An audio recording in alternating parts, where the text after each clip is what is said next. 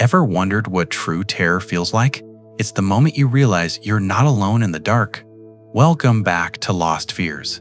Today, we've compiled the top 5 most disturbing true camping horror stories, submitted by real people who barely survived the experience. Every chilling narrative in this video is a genuine account of real-life encounters in the woods that prove some things are better left undiscovered. If you enjoy unsettling, true, disturbing stories, you're in for a terrifying ride. To support more chilling content like this, comment below right now with the scariest thing you've ever seen in a forest. And if you want to be notified the moment our next true horror story video drops, smash that subscribe button.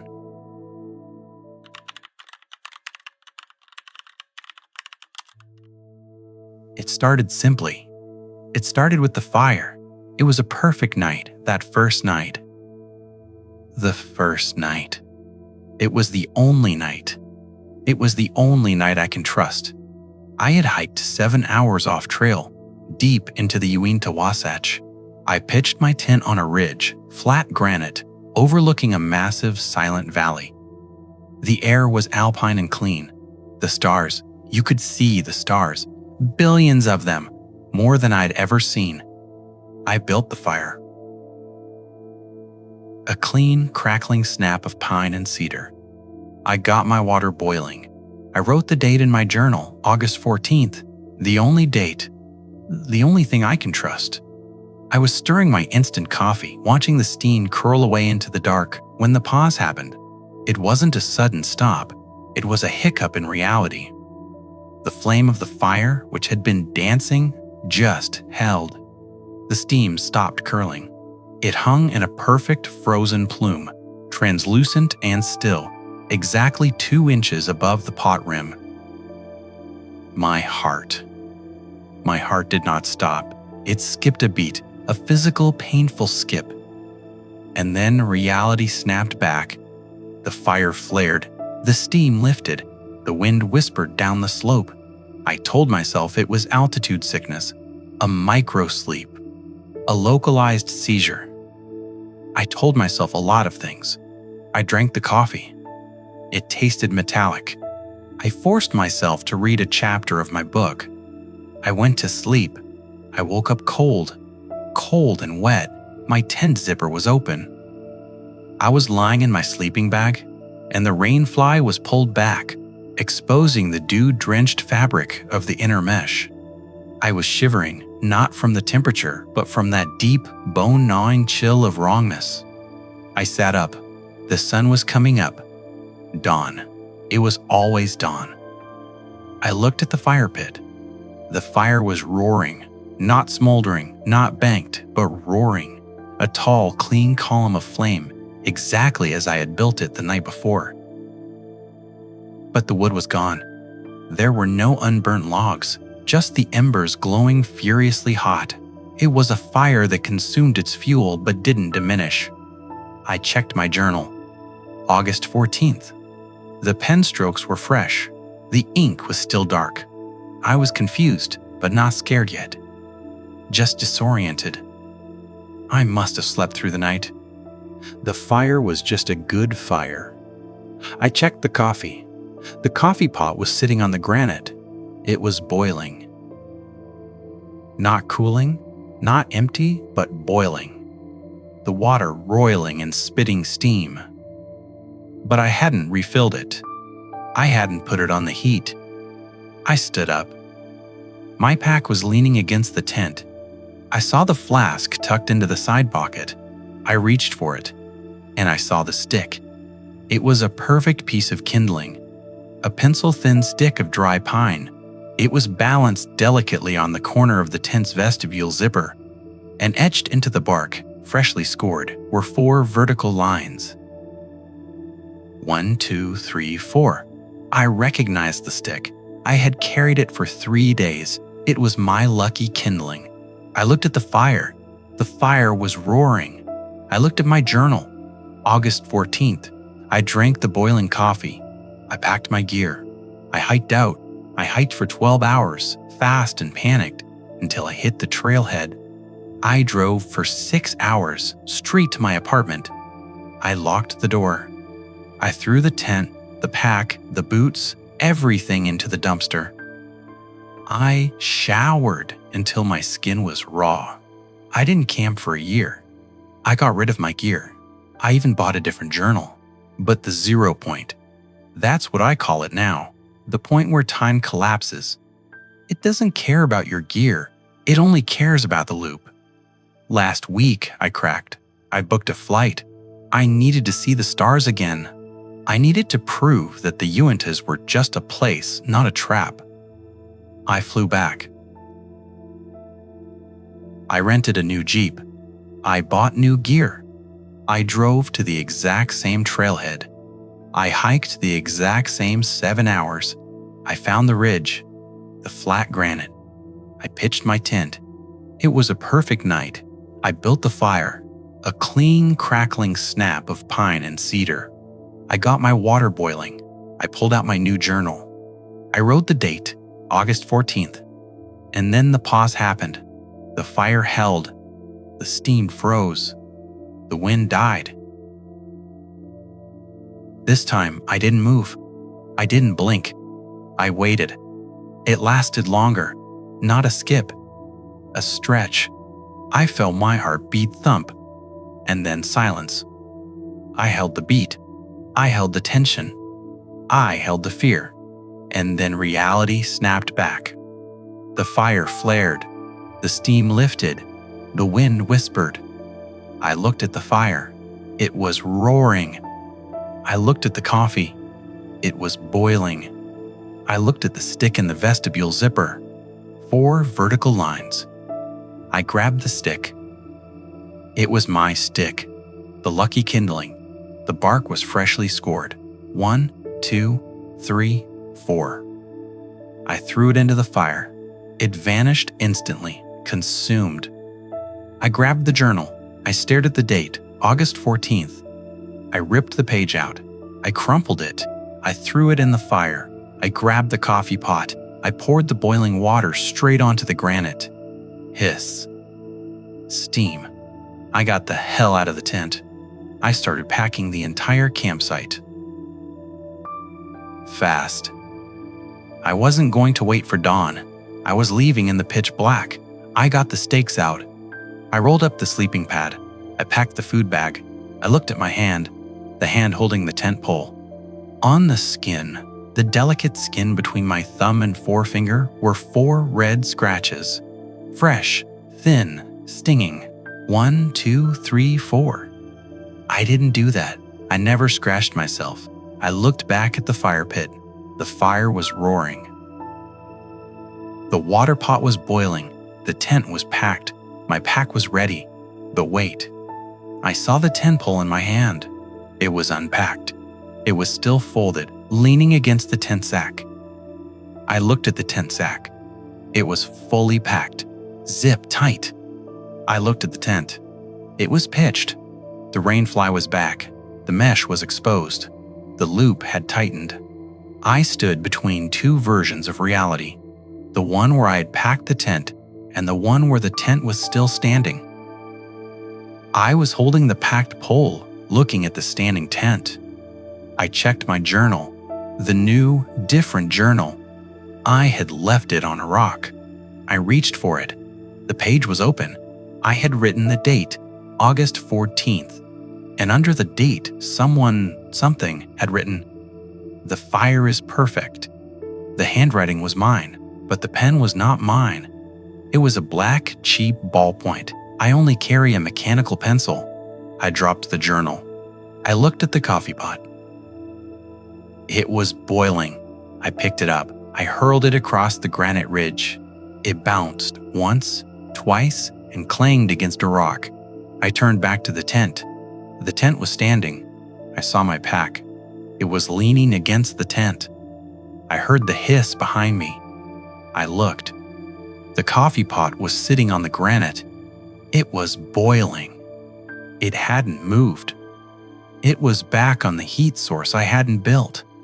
I looked at the rock where I had thrown the pot. There was a faint, black skid mark on the granite. The memory was real. The action was real. But the object was restored. The loop restores. I understood. The loop doesn't reset me. It resets the environment. It is forcing me to repeat the same 12-hour sequence from fire building to dawn over and over until I break. I was the only variable. The only thing that carried the scars. I had to escape the 0 point before dawn, before the final reset. I grabbed my pack, the one that had been packed, then unpacked, then packed again. I ripped it open. I pulled out my satellite phone. I needed to call out. I needed a witness. I hit the power button. The screen glowed. I saw the time, 3:17 a.m., the time of the pause. I stared at the screen. I saw the GPS coordinates. They were correct. And then I saw the date. The date on the satellite phone's display read August 14th, 2025. I dropped the phone. The phone was wrong. It was August 14th, 2024. Or 2023. Or 2022. It didn't matter. It was always August 14th. But the year was wrong. The loop was moving forward in time, but restoring me to the past. I was traveling through time, but always arriving at the same 12 hours. I was living the same day, 1 year later, forever. I ran. I ran down the slope, scrambling over the granite. I ran toward the valley, toward the distant, invisible road. I ran for maybe 10 minutes. My lungs burned. My knees screamed. I hit the valley floor. I looked up. I saw the ridge, the flat granite, and I saw the fire. The fire was roaring. I looked down at my feet. I was standing in the middle of my campsite. My tent was pitched. My pack was leaning against it. The coffee pot was boiling. The loop had been faster than I was. It had pulled me back. I hadn't run down the slope. I had run in a circle of collapsing space. I walked back to the tent. I walked back to the fire.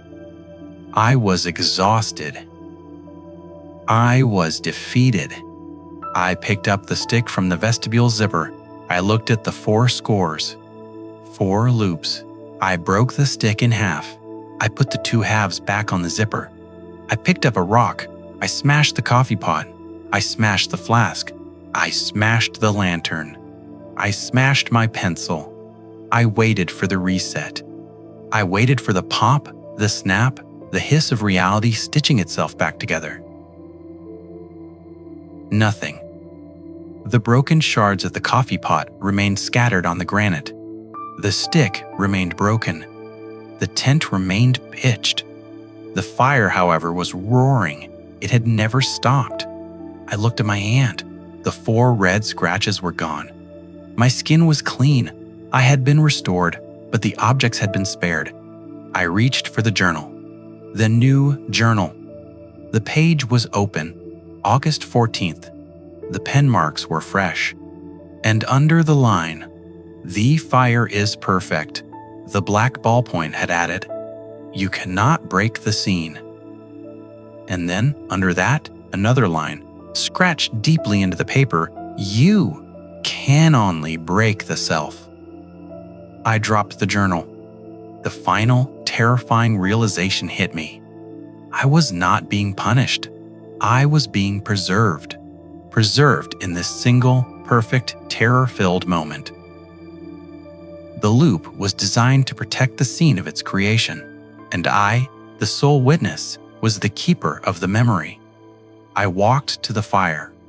I stared into the furious, hot center of the perpetual flame. I looked up at the sky. The stars were beginning to fade. Dawn was coming. The moment of reset, I felt the cold, that internal, bone-gnawing cold. I knew what came next. The full reset. The cold, wet awakening. The return to the perfect fire. The boiling coffee. And the terrifying belief that it was only the first night. I reached into the fire. I pulled out a single glowing ember. I pressed it against my palm. The pain was immediate, absolute, and real. The flesh shrieked. It was the deepest, most final proof of my own reality.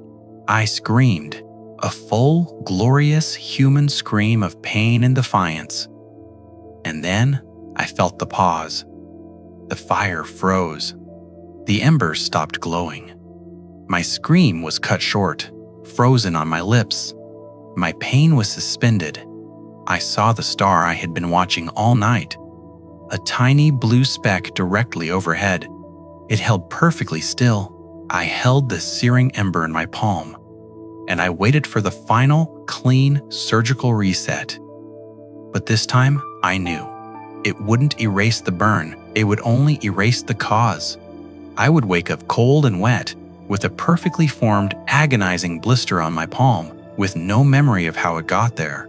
I would wake up cold. And I would build the perfect fire, and I would see the stick. And I would write the date, and the loop would begin again. I was the 0 point. I was the sacrifice. I was the memory bank of a moment that refused to die. The loop clicked. I woke up cold and wet. The tent zipper was open. The sun was coming up. Dawn. I sat up. I looked at my palm. A massive, perfect white and red blister. A permanent scar. I looked at the fire pit. The fire was roaring. I checked the journal. August 14th, I picked up the stick. It was a perfect piece of kindling, pencil thin. Etched into the bark were 5 vertical lines. 1, 2, 3, 4, 5. The loop had begun again.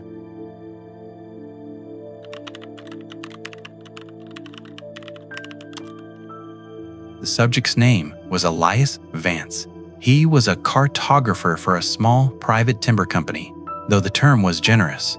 Essentially, he drove out to inaccessible parcels, used GPS to verify boundaries, and then sat in silence for 3 days. His camp was remote, 20 miles past the last serviceable road in the Wenatchee National Forest. He was not a man prone to panic. He understood risk. He carried a satellite phone, a high-caliber sidearm, and a dog named Kilo. Kello was a Rhodesian Ridgeback, a breed developed to hold lions at bay. Kello was Elias's perimeter. If a threat presented itself, Kello would meet it. The incident began at 03,017 hours. Elias was pulled from a deep sleep, not by a noise, but by a lack of one. The subtle, constant ambient noise of a forest at night. The creek rush, the high-frequency tick of crickets, the wind shear had simply ceased. The auditory environment had gone from a rich, white noise to a flat, dead silence, as though the world's acoustic system had suffered a catastrophic failure. He opened his eyes. The interior of the tent was a landscape of deep indigo, faintly illuminated by a gibbous moon through the thin nylon. Kilo was no longer asleep. The dog was standing in the center of the tent, utterly rigid, oriented toward the west wall. Elias noted the state of the dog. Kilo's back was a continuous ridge of bristled, erect fur, the ridge for which the breed was named. His tail was tucked so tightly that it disappeared entirely. His breathing was shallow, rapid, and punctuated by an intermittent, high-pitched whine of a frequency Elias had never associated with the animal. Kilo was not exhibiting aggression. He was exhibiting a state of maximum fear. Elias reached for the dog, but stopped. He sensed that any movement, any break in the frozen tableau would be an action of profound consequence. He lay still, his body now flooded with an emergency surge of cortisol and adrenaline. And then, the sound began. It was not a roar or a howl. It was a vibration, a low-frequency, subsonic thrumming that was felt in the chest cavity more than heard in the ear canal. It resonated through the foam sleeping pad, and into Elias's skeleton. It was a rhythmic, pulsing sound, like a massive organic drum operating at the very bottom edge of human hearing. The sound seemed to originate from the area Kilo was staring at, approximately 15 feet outside the tent. This was not the sound of an animal marking territory or communicating. This was the sound of mass, of overwhelming biological weight moving with immense, slow intent. Elias realized that the thrumming was not continuous. It was segmented. It was the sound of a footstep, a profound, heavy displacement of weight. Thud, thud, thud. The entity was circling the tent. Elias watched Kilo's head. The dog's skull pivoted in a slow, precise arc, tracking the sound source as it moved from the west wall across the back of the tent and toward the zipper. Kilo's breathing had devolved into a silent, internal snarl, a low, continuous effort of the throat that produced no sound louder than a strained wheeze. The thudding stopped. The entity was now positioned directly outside the zipper. The silence that followed was an assault. It was worse than the thudding. It suggested intelligence. It suggested waiting. It was then that the secondary sensory input began. The smell. It was an overwhelming, cloying odor that permeated the dense nylon and the tight sleeping bag. It was the smell of oxidized blood and extreme musk, coppery and metallic like an old wet penny, combined with the sickly, sour odor of raw, powerful animal sweat. It was the smell of the abattoir, of a life form built entirely for the consumption of other life forms. It was a primitive, sickening cocktail. Elias's logical mind, despite the horror, began to engage in analysis. The height of the breathing suggested a vertical orientation of no less than 7 feet. The footsteps suggested 2 limbs. The density of the odor suggested extreme biological mass, far exceeding that of a large bear. The entity had to be a bipedal apex predator of impossible scale. A creature that should not exist. A creature that violated every ecological rule. Then, the final, most shattering input. Kilo, the veteran lion hunter, was no longer in a state of defense. He began to back up.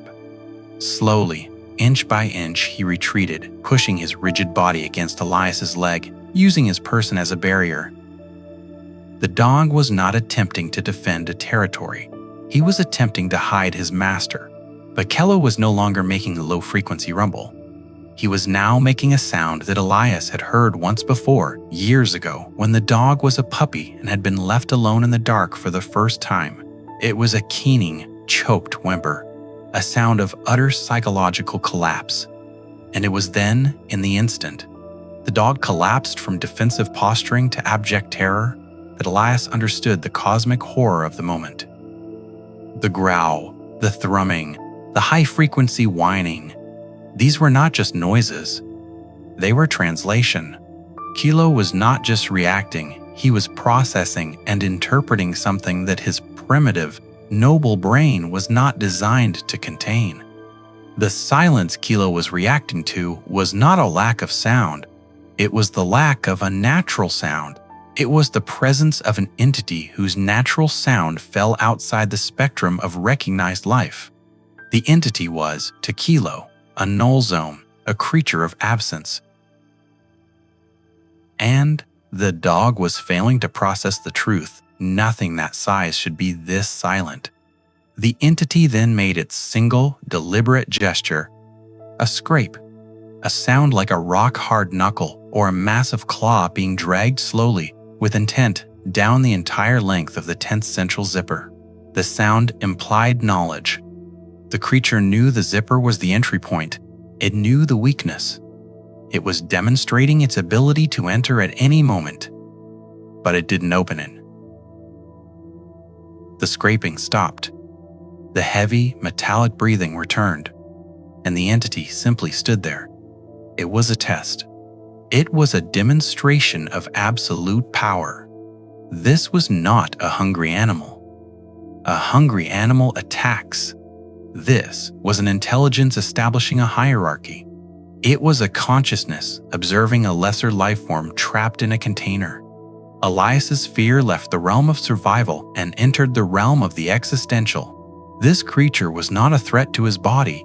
It was a threat to his reality.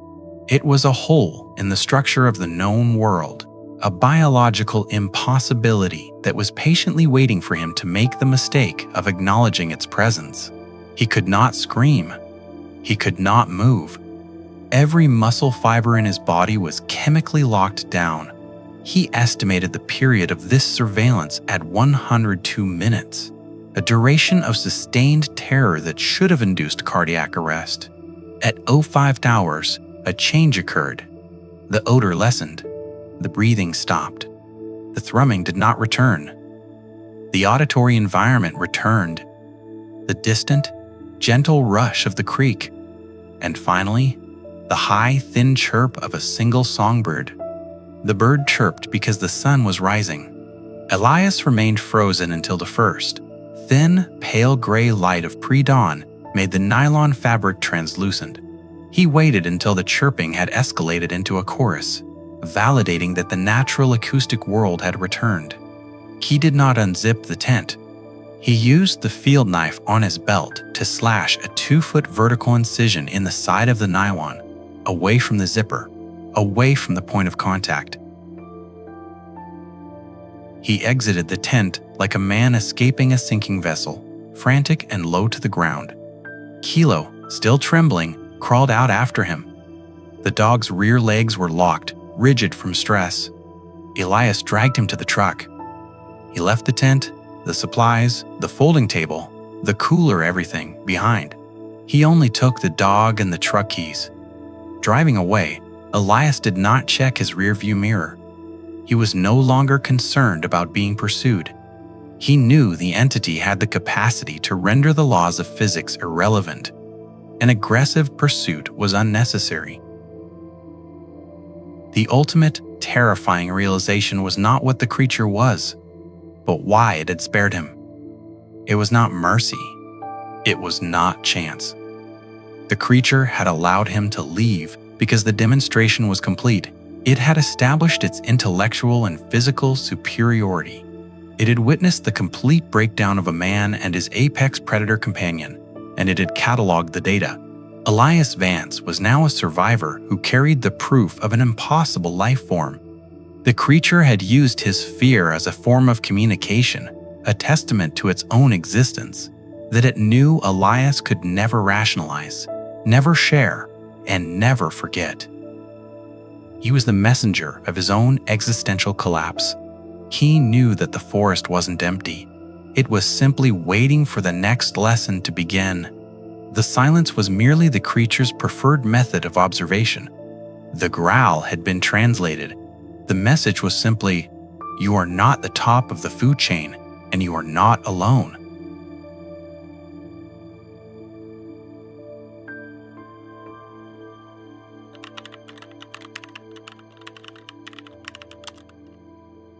The map referred to it as St. Jude's Sanctuary. The locals, in the rare instances they spoke of it at all, called it simply the empty church. It was neither a sanctuary nor a church in the modern sense, but a structure. A relic of ash and mortar perched on a granite spur overlooking the valley of the Shenandoah. The man who sought it, Arthur Penn, was a collector of curiosities and a scholar of forgotten theologies. He did not see God in these ancient places. He sought proof. Proof that belief, when concentrated and left to stagnate, could leave a tangible residue. A kind of spiritual poison. Arthur reached the church at dusk. The approach was agonizing, marked by a barely visible track choked with black briars. The air grew immediately cooler, and the light, already fading, seemed to dim prematurely, as if consumed by the oppressive canopy of old-growth oaks that ringed the small plateau. The building itself was a brutal testament to enduring piety. Constructed of local fieldstone, its form was squat and defiant, without the grace of later Gothic revival. Its windows, tall, narrow lancets, were not stained glass, but thick, wavy panes of yellowed, fractured glass that admitted no light and promised no refuge. The bell tower was the only thing that spoke of elevation, yet the metal bell inside was gone, leaving only the dark, square void of its aperture, a silent, gaping mouth. Arthur parked his sturdy, modern vehicle a quarter-mile down the track, a deliberate gesture to preserve the illusion of solitude. He carried a heavy, oil lamp lantern, its light possessing a color and depth that LED technology could not replicate, and his field notes. The door was massive, made of iron-banded oak, and surprisingly ajar. It was not invitingly open, but stubbornly arrested, having resisted the wind for decades at an angle that allowed only a single man to squeeze through.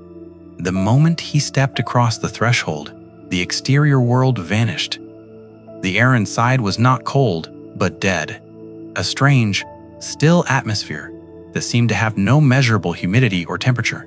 It felt, Arthur recorded in his mind, like the pressure of ancient things pressing in. The main chamber was simple, a long nave terminating at a raised dais where a crude stone altar stood. The space was choked with dust, a pervasive fine powder that coated everything. The rough-hewn wooden pews, the slate floor, the altar. It was a dust of profound age, not merely the result of neglect, but the residue of time itself. Arthur's lantern cast long, nervous shadows that danced along the exposed support beams of the ceiling. He noted the pervasive sense of a structure that had been scrubbed clean of presence. There was no evidence of vandalism, no signs of modern desecration. The only indication that the building had been purposefully emptied was the methodical removal of every single religious artifact. No cross, no scripture, no candle holder. Only the stone shell remained.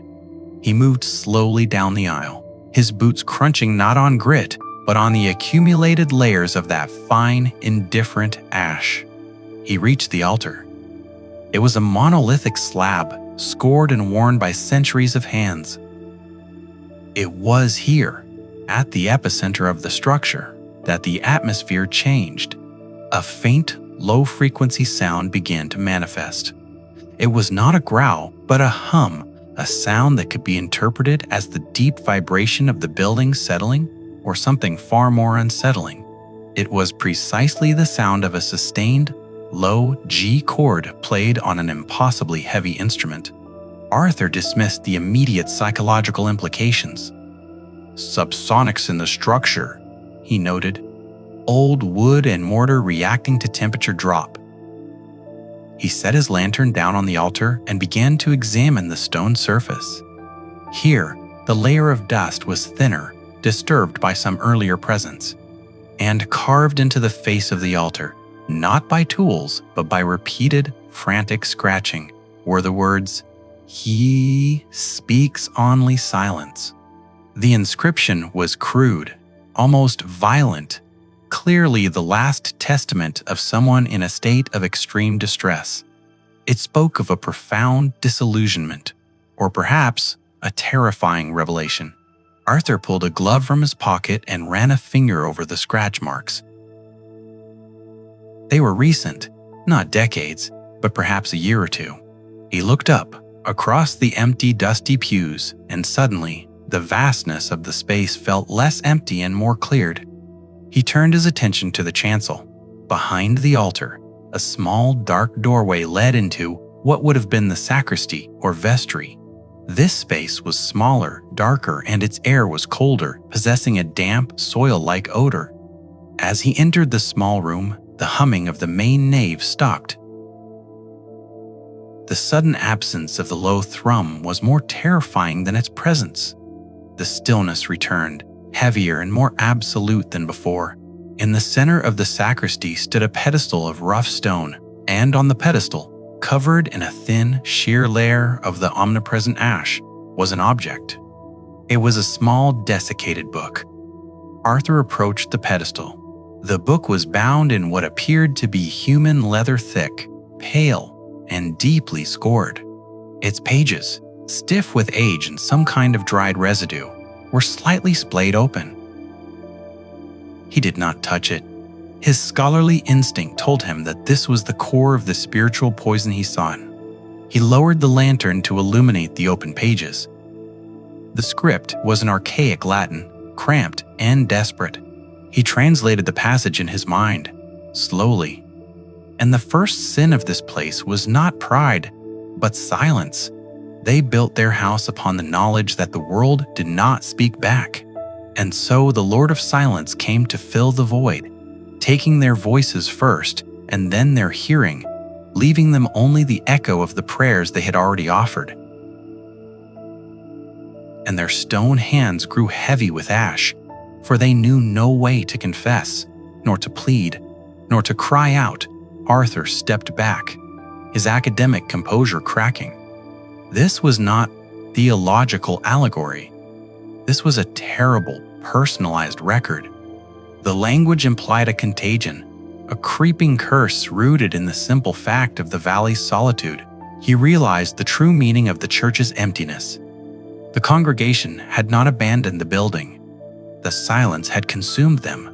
He backed out of the sacristy, his eyes fixed on the book. He understood now why the door was ajar. It was the final failed attempt of the last terrified man to escape the encroaching silence. As he re-entered the nave, he swept the lantern across the pews. He stopped. He was certain, absolutely certain, that when he had first entered, the dust on the pews was undisturbed. Now, on the fifth pew from the altar, there was a smudge. A clear, deep indentation in the ash, perfectly shaped like the print of a human hand. It was large, and it was fresh. The terrifying implication was instantaneous. The silence had not killed the residents, it had merely replaced them, and the replacements were now aware of his presence.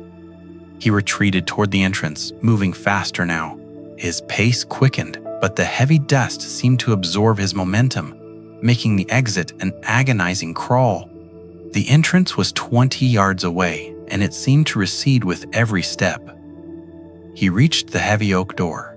His hands, now shaking violently, seized the iron band, and he began to pull. The door groaned, dragging across the slate floor with a sound that felt deafening in the stillness. As the small gap widened, offering a sliver of the indigo night sky, Arthur saw it. It was standing on the altar where he had placed his lantern. Not the lantern, but the shape of a person. It was a man, or the terrifying impression of one, composed entirely of the fine, gray ash that covered the floor. It was a perfectly formed, full-scale human figure, standing motionless on the dais. Its surface was porous, shifting, and profoundly, impossibly silent. It had not walked there. It had simply coalesced. And then the figure moved. It raised an arm, and the movement was not a gesture, but a subtle shift in its powdery mass. The arm was directed not at Arthur, but at the stone altar. With slow, terrifying precision, the figure of ash began to scratch at the altar's surface. Just above the first inscription, Arthur wrenched the door open fully and scrambled out, falling to his knees on the damp ground. He did not look back. He dragged himself away from the threshold, crawling on all fours toward the tree line. He could still hear the sound, not the thrumming, not a voice, but the faint, dry, frantic sound of grit scratching stone, a sound of desperate, permanent communication. He reached the cover of the oaks, hiding behind the trunk of the massive tree. He waited, shivering, until the scratching ceased. It did not cease. It continued. Scratch, scratch, scratch. It was slower now. More deliberate. The sound was not coming from the church door. It was coming from the wood of the tree he was hiding behind. Arthur looked down. On the rough, dark bark where he had rested his hand, a new message was being written. He didn't see the writer. He only saw the ash. The fine gray dust was pooling under his fingernails and spreading, creating the single, sharp outline of a letter. It was the letter A. The scratching was on the tree, coming from his own proximity, his own ash-covered hand as it rested on the bark. The ash had found him. He was the next medium. He screamed, a dry, choked sound that the silent valley immediately swallowed whole. He ran, a desperate, blind scramble through the woods, leaving his vehicle, his notes, and his sanity behind. He never returned. He never returned, but in the years that followed, people who knew him noted a terrifying habit. Arthur Penn compulsively, constantly, and violently scrubbed his hands. They were raw, bleeding, infected. He was trying to remove the Relic of Ash, the proof that the silence had not only consumed the church, but had claimed him as its next vessel. The lesson of the church was not that the world did not speak back. The lesson was that when the world goes silent, the only voice left is the one that tells you exactly where you went wrong.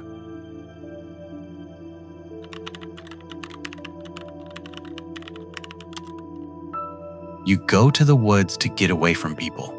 That's the whole point. You leave the city, the noise, the emails, the pressure of a million eyes you don't know.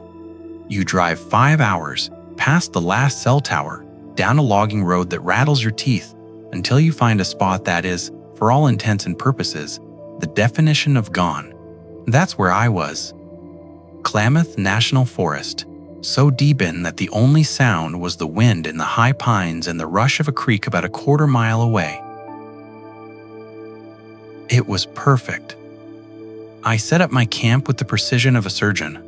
It's a ritual. The tent goes up, stakes driven deep, the sleeping bag unrolled to let it loft. And finally, the kitchen, my little green metal folding table, and it goes the jet boil, the canister of gas, my titanium cup, and the dehydrated meal I'd be eating for dinner. I remember placing my spork right next to the stove. I'm meticulous. Everything has a place. I sat there for hours, just breathing. The sun started to dip, painting the sky in those bruised colors of purple and orange, and that's when I felt it. It wasn't a sound, it was a prickle on my neck. The kind of feeling you get when you're in a crowded subway car and you know someone is staring at you. You can feel the weight of their attention. I turned around. Nothing. Just a sea of trees. An ocean of bark and needles, stretching for 100 miles. I lapped it off. Of course. City nerves, I called it. In the woods, you're not at the top of the food chain. Every sound is a threat until proven otherwise. I was just adjusting. The campfire crackled, a tiny bright bubble of safety in a vast, encroaching darkness. I made my dinner, drank my tea, and stared into the flames. But the feeling didn't leave. It intensified. It felt like the woods weren't empty. They were, holding their breath. I kept glancing over my shoulder. My little green table was there, lit by the firelight. Tent was there. Car was there, but the space between the trees, it felt wrong. It felt full. I told myself it was a mountain lion. A lion will watch you. It will stalk you. But this didn't feel like an animal. An animal has a purpose. Hunger. Territory. This felt patient. It felt curious. Finally, the cold and my own paranoia drove me into my tent. I zipped it up, the sound echoing way too loudly in the silence. I climbed into my bag and turned on my headlamp, pulling out a book. If I couldn't escape the feeling, I'd ignore it. I must have been reading for an hour. The forest was dead quiet, too quiet. You learn, when you camp, that the night is never silent. There are crickets. There are owls. There are the tiny rustles of mice in the leaf litter.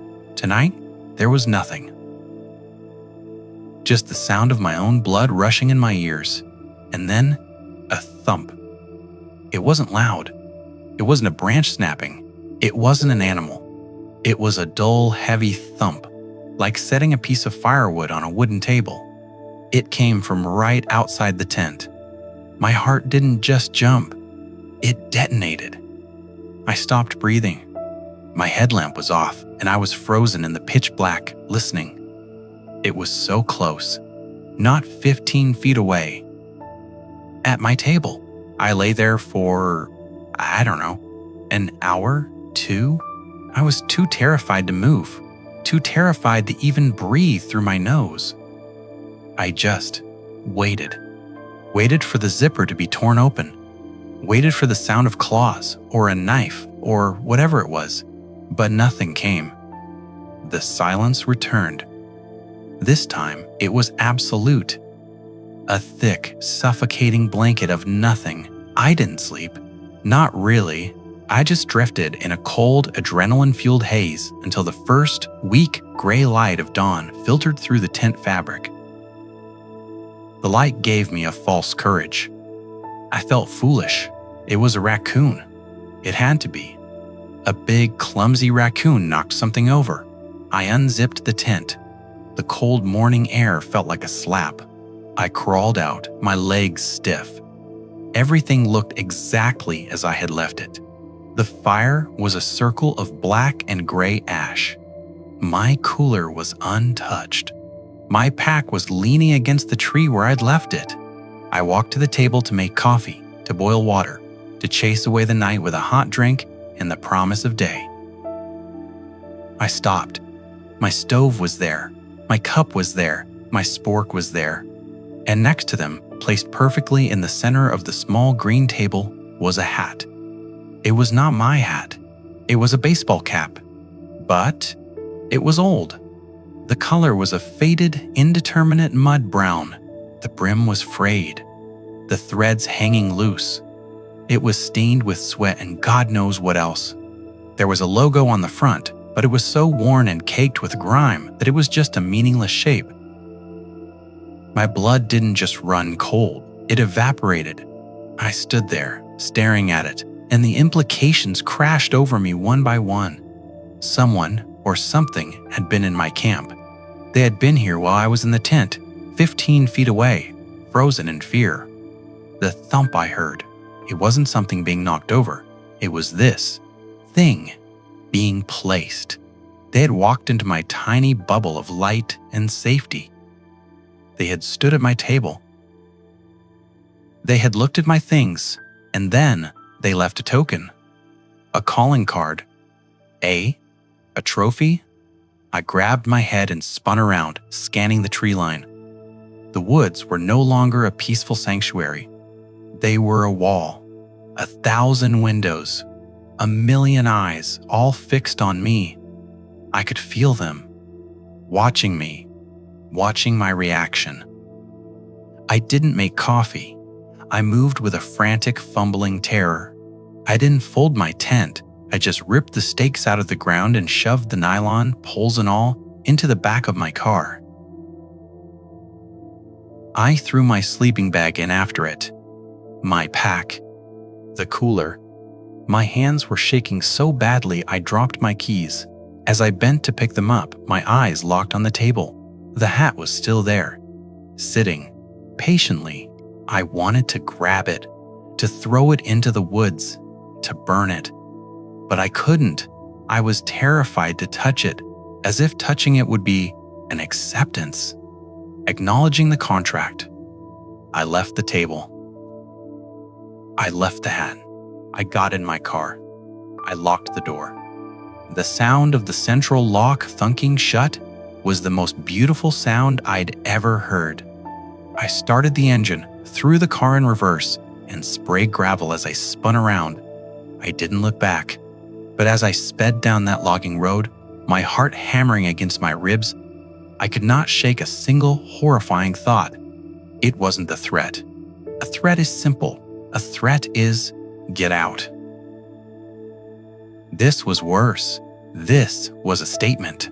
It was a simple, silent, terrifying message that could only mean one thing. I was here. I saw you. I could have done anything I wanted, and I'll know if you come back. I sold my gear the next week. I've never been camping since. I can't even stand in my own backyard at night without feeling that prickle on my neck. The woods are not empty. They're just quiet, and they're waiting.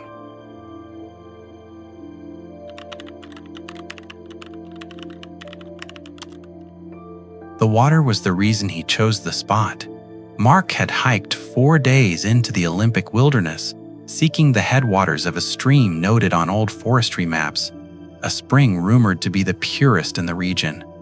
He called it the Silver Vein, and when he finally located the source, he knew the effort had been justified. The water did not rush, it flowed, a thick, silent current emerging from a deep, moss-lined fissure in the granite.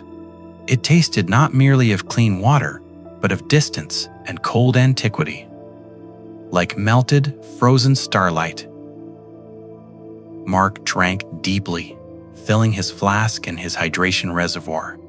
It was perfect. He set up his camp 50 feet from the stream bank. For the first 2 days, the solitude was restorative. He spent his time observing the slow-motion life of the rainforest, the monumental scale of the Douglas firs, the thick, spongy carpet of emerald moss, the air so heavy with moisture it felt like breathable velvet. He felt profoundly well, cleansed by the environment and invigorated by the silver water, which he drank exclusively.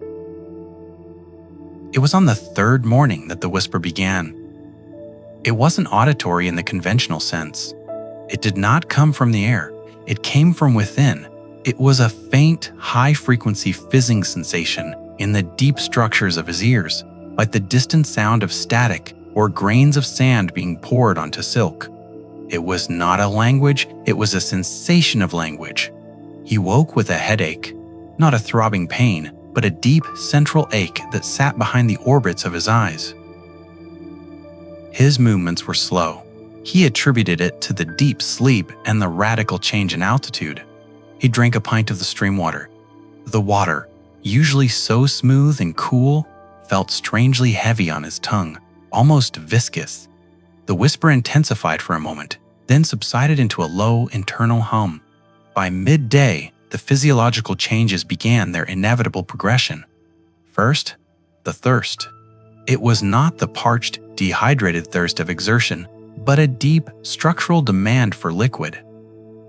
He drank constantly, filling his bladder every hour, yet the thirst never receded. It grew into an agonizing, pervasive ache that settled in his bones. The water, no matter how much he consumed, seemed to bypass his body's systems entirely, satisfying nothing. Then, the skin. Mark noticed a strange, heightened sensitivity. The soft flannel of his shirt felt like coarse, rough wool. The light from his headlamp, which he wore constantly, seemed to sear his retinas. When he touched his own cheek, the familiar texture of his skin felt alien, brittle, and thin, like old parchment stretched over bone. He ate a dehydrated meal, pasta primavera. But the act of chewing required immense effort. The food felt like tasteless pulp, and his tongue seemed to resist any effort to swallow. The whisper had now stabilized into a constant, low-grade drone. It was just below the threshold of comprehension, a relentless, irritating sound that seemed to be vibrating the marrow of his skull. On the 4th day, the true horror of the infection began to manifest itself in the eyes. Mark looked into the small, curved mirror of his survival kit. His eyes were not merely bloodshot. The whites were shot through with a dense, fine network of crimson threads, like river deltas seen from a great height. He looked tired, but the darkness under his eyes was not shadow.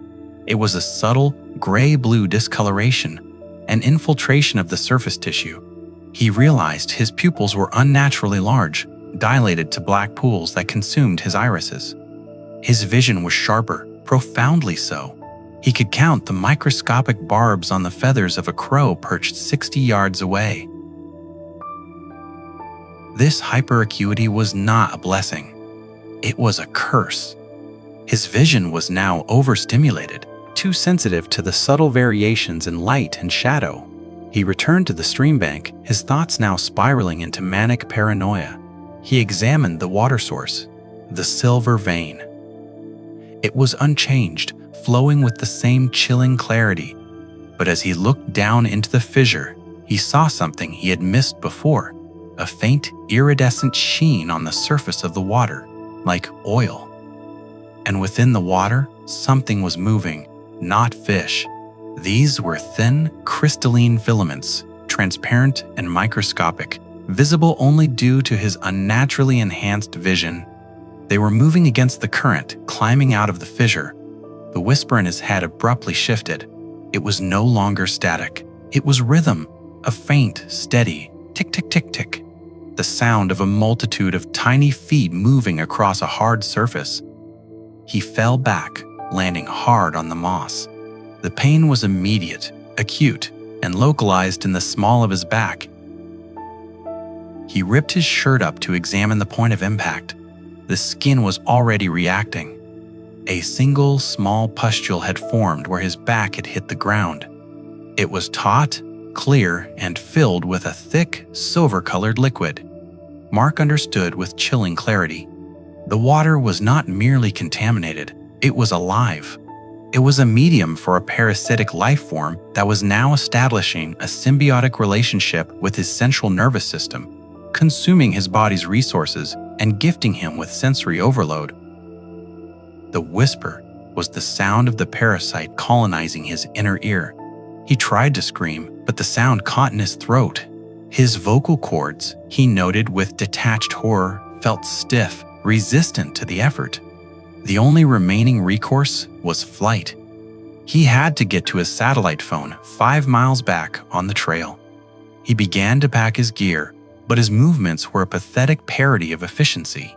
His fingers trembled, and the smooth aluminum surface of his cooking pot felt like razor wire in his grip. His coordination was dissolving. As he struggled to collapse his tent poles, he saw the final, terrifying symptom of the infection. The vegetation, the moss.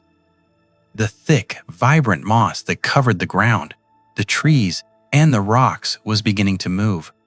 Not violently, but with the subtle, slow, undeniable growth of tendrils seeking new purchase. Where the silver water had spilled near his camp, the moss was actively reaching. It had extended in the space of 1 hour by nearly a full inch, growing thicker, wetter, and more metallic blue in color. And where his feet had rested on the trail, the moss had begun to sprout, strange, silver-tipped spores, tiny and dense, waiting to be disturbed. He realized the water was not simply a host, it was a propagator. It was spreading its unique biome through him and into the forest, using his body as a mobile incubator and dispenser. He grabbed his pack, a desperate gesture given his condition, and stumbled toward the trail. The sun was setting, and the deep gloom of the forest was magnified tenfold by his now hypersensitive pupils. The whisper was now a roar. It had crystallized into a single, insistent, and terrifying sentence in the center of his mind, not in English, not in any known human tongue, but in a language of pure pressure and vibration. You are River. Why are our vessel? Go. He ran with a desperate, jerky pace, driven not by his own will, but by the relentless, commanding force in his skull. But his speed was deceptive. His body was failing. His joints, his knees, his hips began to lock up, resisting the strain. The simple act of locomotion had become agonizingly difficult. He collapsed against a large cedar tree. He leaned his head back, panting, the silver blue light of the moon filtering through the high canopy. He felt something crawling on his neck. He reached up. His fingers closed around something hard, thick, and segmented. He crushed it instinctively. When he pulled his hand away, it was covered in a thick, metallic sap and 2 tiny, perfect silver exoskeletons. The filaments in the water were not merely spores, they were larvae. They had been consuming the moisture in his body and building a structure. He looked down at his arms. In the moonlight, the veins beneath his skin were not blue. They were a faint, luminous silver. The parasite had replaced his blood. He was no longer Mark. He was a biological conduit, a river of silver life moving through the forest. He began to scream, but only a dry, rattling hiss emerged from his throat. His vocal cords were now too stiff to produce human speech. He stumbled on a grotesque, silent machine driven by the command in his head: go, propagate, spread the vein. He finally reached the end of the trail, the place where he had hidden his phone and GPS. It was a clear, small space by an old rock bed. He fell to his knees. The first drop of water ran out of his left eye. Not tears, but a thick, viscous silver fluid, replacing the moisture that had kept his optic nerve functional. He had become a weeping spring. He reached the satellite phone. His fingers, now feeling like petrified wood, struggled to press the buttons. He managed to power it on. He stared at the screen, the numbers blurring through the silver film over his eyes. He tried to call out, to issue a warning, to give his coordinates. But the whisper, the river's command, was absolute. His mouth opened, but the sound that emerged was not a plea for rescue. It was a deep, guttural, rhythmic gurgle. The terrifying sound of water rushing through a narrow pipe, a sound of consumption and propagation. It was the sound of the stream finally speaking. He was found 3 days later, 5 miles from the stream. He was still alive, his body horribly calcified, his skin a mottled gray-blue. He was not wearing his pack. He was simply digging.